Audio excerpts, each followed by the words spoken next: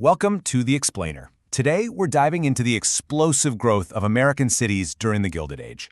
It was a real, perfect storm of people, problems, and power that really came to define an entire era. You know, you see icons like the Statue of Liberty, and it promises this golden future, right? But for the millions of people flooding in, was the reality a dream come true, or was it something much, much darker? Okay, let's really get into it. So, where does this story even begin? Well, it all kicks off with this huge demographic shift. I'm talking about the peak of immigration to the United States, right between 1880 and 1920. Now, this wasn't just more people. It was a totally different kind of immigrant. You had the old immigrants, right? But this new wave, they were coming from completely different places. Southern and Eastern Europe, even Asia. This meant new languages, new religions, and for a lot of them, they were coming from countries that weren't democracies at all. A whole new world for them. So what do you do when you land in a totally strange new country? You look for something familiar. And that's exactly what they did. They formed these little ethnic enclaves, like Chinatown or Little Italy. It created this amazing, vibrant patchwork in the cities, but it also meant these communities were pretty isolated. It was crucial for survival, sure, but it didn't exactly lead to a big melting pot right away. The thing is, the cities, they were just not ready, not even close. You have this massive flood of people pouring in, and it leads straight to a total crisis. We're talking about housing, public health, everything was pushed to the brink. So what was the solution? Well, architects came up with this thing called the dumbbell tenement. And on paper, it looked kind of smart. The shape was supposed to let in light and air. But, and this is a big but, the design had some absolutely catastrophic flaws. Deadly ones, in fact. You see those air shafts? They were meant for fresh air. Instead, they just became giant garbage chutes. People would just dump their trash right in. And worse, the shape created this perfect wind tunnel, so if a fire broke out, it would just race through the building at terrifying speed. The solution to housing had literally become a death trap.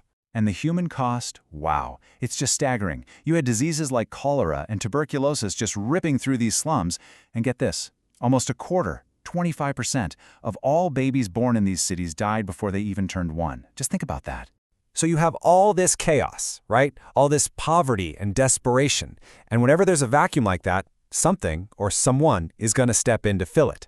In this case, it was a brand new kind of power, the political boss. These guys and their organizations, they were called political machines. They actually brought a kind of order to the chaos. But, and you're sensing a theme here, it was an order built on a very specific foundation. Personal favors, patronage, basically a whole system of you do this for me, I'll do this for you. This system created this really powerful, self-perpetuating cycle. The machine literally fed on the desperation of the exact people it said it was helping. That bag of coal you got in the middle of winter, or a job for your cousin, that wasn't charity. No way. It was a transaction. Your vote for their help. It was a system where loyalty wasn't a choice, it was traded for basic survival. Well, what do you think happens with a system like that? A system built on you scratch my back, I'll scratch yours.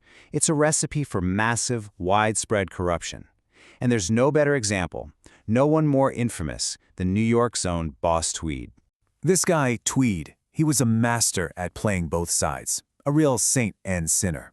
He'd be out there handing out Christmas turkeys to poor families, looking like a hero, while his other hand was deep in the city's pockets, robbing the treasury blind. And the corruption was just brazen. Voter fraud was everywhere. You'd have guys loyal to the machine voting early and often, as they used to say, sometimes multiple times in different parts of the city. It got so ridiculous that one district in New York actually reported more votes than there were people living there.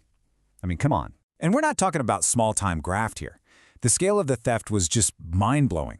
Estimates suggest that in just a few short years, Tweed and his crew siphoned off up to $200 million from New York City taxpayers.